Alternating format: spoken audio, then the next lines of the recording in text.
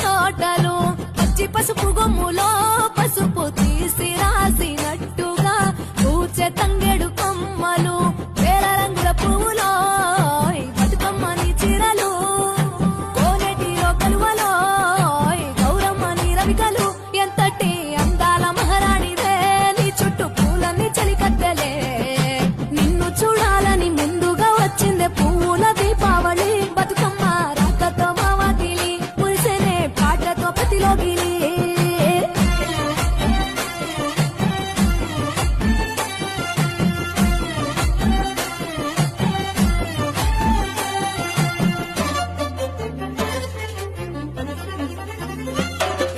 గంగమ్మ దిగి వచ్చ చిలుకై నీ కోసం చెరువులో నిలిచింది